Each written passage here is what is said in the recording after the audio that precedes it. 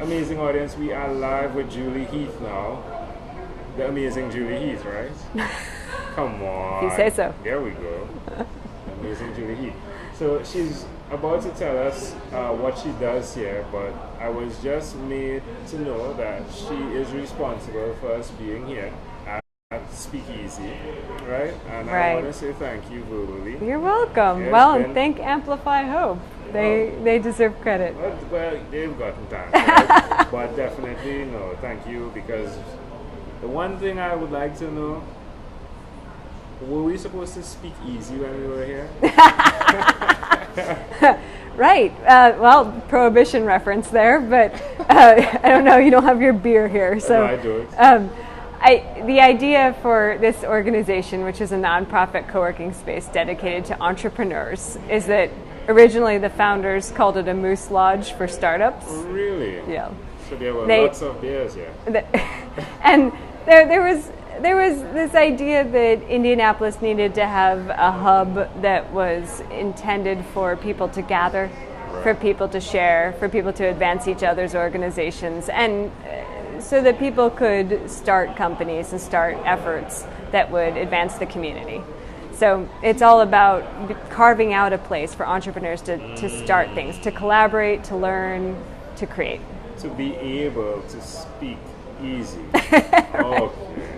I think Speakeasy just sounded cool. Yeah, I was like, is that going to be the right place for us? Because we probably will be speaking loudly, right? Right. No, you don't have to speak quietly. That's for certain. All right. There we go. So tell me, which of your talents is responsible for us connecting at this time in history? It's a fair question. It is. Probably creating business models for social enterprise. Who did you learn that skill from? From very smart people on the nonprofit side of things and also the for-profit side of things. Which do you choose, the profit or the I am at the intersection of the two. All right. You're right. What would you call it? A libertarian? For business? In business, yeah? A humanitarian capitalist. I love it. I love that. EHC. Why would you continue to be that person? Oh, because that's where all of the opportunity is. Yeah. So if you think about traditional business that only thinks about profit, that's the end of the day. It's about the profit. There's limitations in that. And if you think about exclusively being run on donations and having to derive all of your revenue from contributions from others, there's limitations to that. But if you can mix business and social good, that's where there's sustainability. Yeah, I agree. You're very intelligent. 3 questions, no. And I can tell that. You're very intelligent. All right, let's do this. What's one other thing you've done consistently over the last 3 years? I've budgeted. Yeah? Dave Ramsey style? Yeah, that's fair. He's a good guy. Good. So, all right, let's throw out both two names here. Ready? Right. Dave Ramsey style or Elizabeth Warren style. Oh. Did you know before she got into politics, she was a lawyer who specialized in middle-class economic health? So she looked at middle-class families and what made middle-class families economically healthy. Yeah, you go back and you can look up her personal finance books. Let me think. All Your Worth and the Dual Income Trap. Both of them A+ books. You can probably get them for $3 a piece on Amazon because they're How used. does it make you feel to be that person that is budgeting? We say cash flow. Yeah. Cash flow planning, because that B word has like a thing, a weight with it. Right? I'm a spreadsheet nerd, so I'm happy. Okay. I'm happy with my spreadsheets. Are you married? Yes. And your husband is a spreadsheet nerd as well? He's a scientist. He's an immunologist.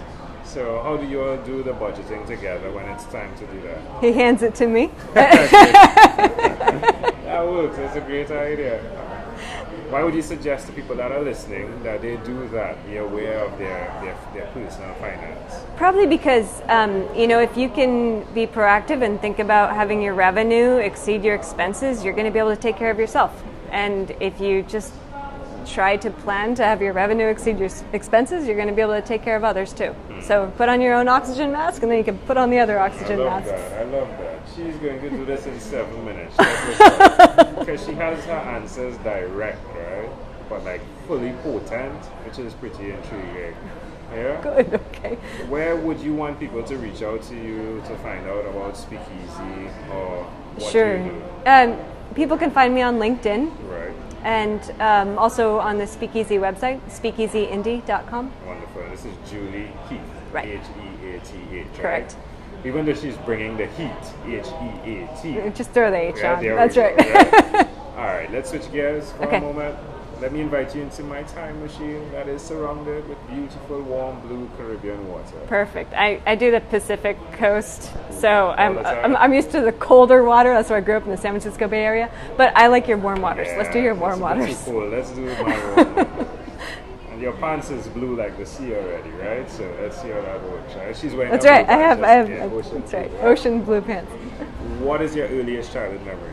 I was 3 years old. I think it was my birthday. Right. And my parents let me bring some crayons into my bedroom, and I decided to draw this big snail on the wall, as big as I could reach. And I remember it because my father didn't yell at me as he was scrubbing down the wall. And I thought that was special. I wasn't getting yelled at for drawing on the wall. How do you see that memory connecting to who you are today? I studied art and economics. So I majored in art, and I think actually most of what I do is informed by that intersection of art and economics. So it's part of my life. That's amazing, though. Can I offer an interpretation to the thought picture you created in my mind? Right, yes. You always go in between two segments of a scenario. Yes, that's correct. Yeah, I mean the spreadsheet, I mean you did innovate that's there, right. right? We can do this. But that's correct. amazing that you are that person that you see the center point and you're able to, traverse through Try to bring those two sides together. Yeah, that's wonderful. That's beautiful. If we fast forward to when you were 12 years old, what was your favorite song? It's a good one. 12. Probably Don't Worry, Be Happy. It makes sense, right? Here she goes again, coming between 2 points. Don't worry, be happy. It's amazing, isn't it? Wow. I had this kind of an informal mentor. We were equestrians. We rode horses, and her name was Mary Padilla, and she had this single horse trailer with a horse named Guy, and she drove up from Arizona, and she rode at the stables where I was riding, taking riding lessons, and I followed her around everywhere. She was like 17 or 18, and I was probably 10 or 11 or 12, and she was amazing. I think she introduced me to that song. Oh, really? Yeah. She would play it all the time? Would she? Yeah. Yeah. It's a good song. Yeah. Yeah. Da da da da da da da da da da da. Don't worry. That's wonderful. So we've arrived at our destination, but before we get off of this time machine, there's a small declaration form, so it's yes or no, possibly a bit more. Okay. Are you ready? Yes. Have you chosen someone to pass on your skills to? Yes. Are you married? Yes. Do you have children? Yes, a son. Oh, wonderful. Do you believe in God? Yes. Do you have an inner circle of friends? An inner circle of friends? Absolutely. Do you watch TV for more than 3 hours a day? No. 3 hours a week?